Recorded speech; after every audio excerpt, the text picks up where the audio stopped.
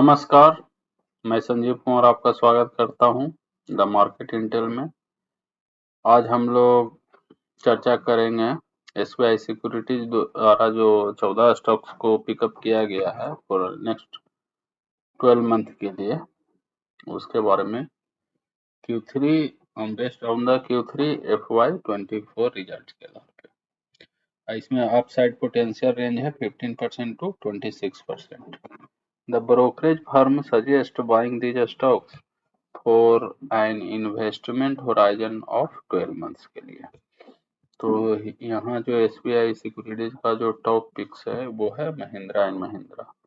इसका target price है 2318.8 rupees का। और दूसरा जो इसका स्टॉक है वो है अंबुजा सीमेंट्स। इसका टारगेट प्राइस है ₹716.6 रुपीज का। और जो तीसरा स्टॉक है सिप्ला का, वो है टारगेट प्राइस 1757.6 रुपीज। तो देखिए, एक हो गया Mahindra and Mahindra auto sector, एक सीमेंट सेक्टर, एक फार्मास्यूटिकल। और नेक्स्ट जो स्टॉक है वो क्या है, वो है Tata consumer products. Consumer product से हो गया टाटा का, उसका टारगेट प्राइस है 1380.4 का रुपीज। तो एक कंज्यूमर सेक्टर से हो गया। पांचवा जो स्टॉक है वो है JSW इंफ्रास्ट्रक्चर। तो एक इंफ्रास्ट्रक्चर से हो गया। इसका टारगेट प्राइस है ₹320 का। तो 320 रुपीज का इसका टारगेट है। 6 है ब्लू स्टार। इसका टारगेट प्राइस है 1523 रुपये। ब्लू स्टार आपको पता है, ये भी कंज्यूमर रिलेटेड प्रोडक्ट है। और 7 है Shyam metallics and energy. Metallics and energy से ये है श्याम का। तो इसका टारगेट प्राइस है ₹860। तो इसका टारगेट प्राइस है ये। आपका एक है 8वां जो नंबर में है वो है जम्मू एंड कश्मीर बैंक। एक बैंकिंग सेक्टर से हो गया। तो इसका टारगेट प्राइस है आपका ₹172 मान के चलिए इसको। 100 रुपये जो 171.9 है, तो 172 मान के चलिए इसको। और 9th में जो है स्टॉक है उसका नाम है मन्नापुरम फाइनेंस। तो फाइनेंस एक हो गया, नॉन बैंकिंग फाइनेंशियल सेक्टर से एक हो गया। तो इसका टारगेट प्राइस है ₹223.4 रुपीज। तो इसका ये 223.4 रुपीज का इसका टारगेट प्राइस है। 10वां जो स्टॉक है वो है वी गार्ड इंडस्ट्रीज। इसका टारगेट प्राइस है 392 रुपीज कह सकते हैं, ₹392.5 रुपीज। तो ये हो गया अभी V Guard Industries, consumer related product है, कंज्यूमर ड्यूरेबल्स। और जो 10वां स्टॉक वो तो हो गया 10वां स्टॉक। आपका जो 11वां स्टॉक है वो है करूर विश्व बैंक। इसका टारगेट प्राइस है, बैंकिंग सेक्टर से एक और है, इसका टारगेट प्राइस है 221.7 रुपीज, ₹221.7 रुपीज। और ये बैंकिंग सेक्टर से हो गया। फिर 12th में जो है प्रीवी स्पेशलिटी केमिकल्स है। तो एक केमिकल सेक्टर से हो गया। इसका टारगेट प्राइस है 1410 रुपीज। तो मतलब इसमें है कि आपको सभी सेक्टर से लिया गया। और 13 नंबर पे जो स्टॉक है वो है गारवेयर हाईटेक फिल्म। इसका जो टारगेट प्राइस है वो है 2221 रुपीज। 2221, इसको 2222 मान के चलिए, ₹2221.70 रुपीज को 2222 रुपीज आप मान के चलिए।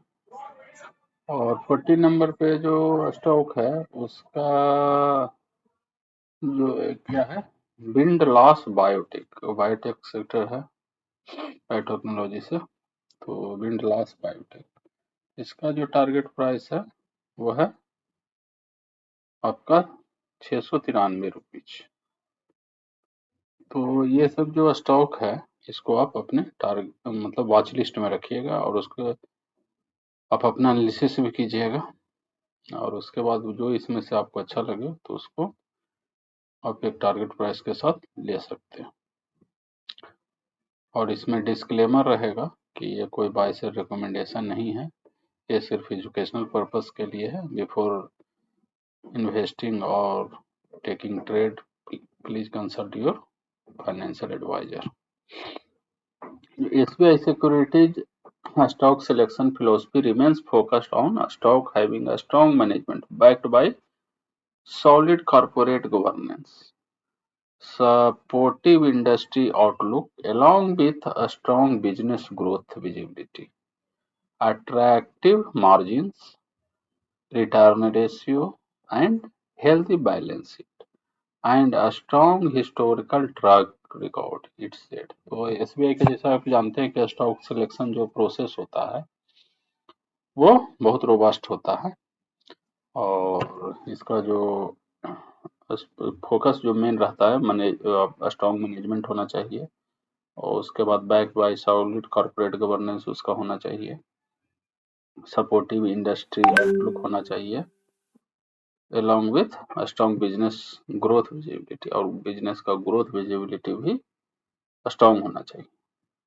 और अट्रैक्टिव उसका मार्जिन भी होना चाहिए, क्योंकि बिना मार्जिन के कोई भी जो स्टॉक है या कंपनी है वो अच्छा नहीं कर सकती। तो मार्जिन भी अट्रैक्टिव होना चाहिए, रिटर्न रेशियो भी अच्छा होना चाहिए, और हेल्दी बैलेंस शीट तो सबसे जरूरी है, क्योंकि फंडामेंटली जब स्ट्रॉन्ग नहीं रहेगा स्टॉक तो लॉन्ग टर्म में आपको वेल्थ जनरेट करके नहीं देगा।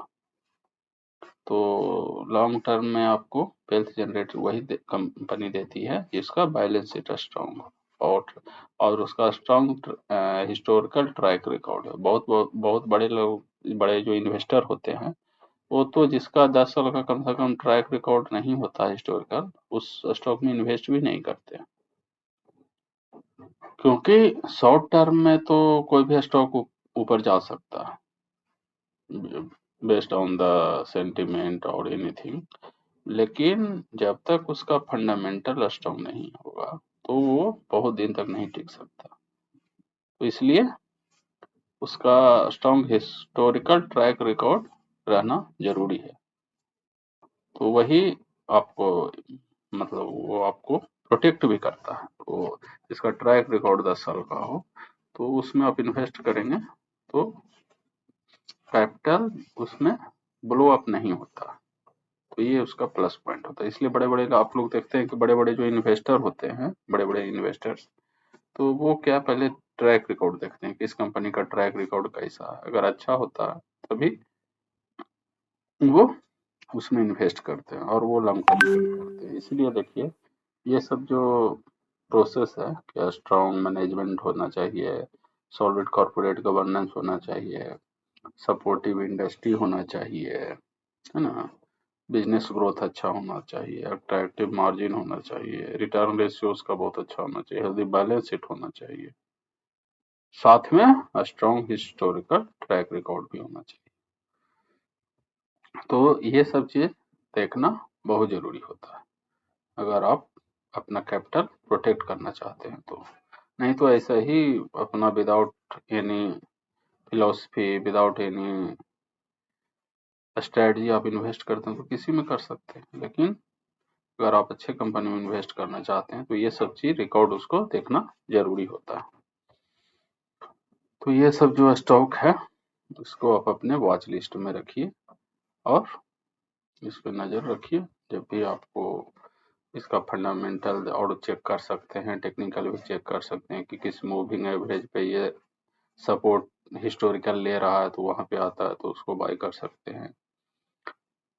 किसको किस मूविंग एवरेज को तोड़ने के बाद, ब्रेक डाउन देने के बाद ये ज्यादा गिरता है तो उसका स्टॉप लॉस आप लगा सकते हैं। तो ये सब देख के आप लें, और टारगेट तो आपको दिया गया है।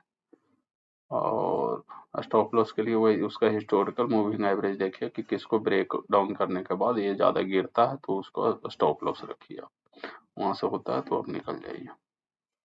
तो ये सब स्टॉक को आप अपने वॉच लिस्ट में रखिए।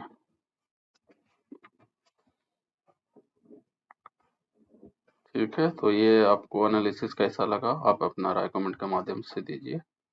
फिर मिलेंगे अगले अंक में किसी और स्टॉक्स के साथ। तब तक के लिए नमस्कार।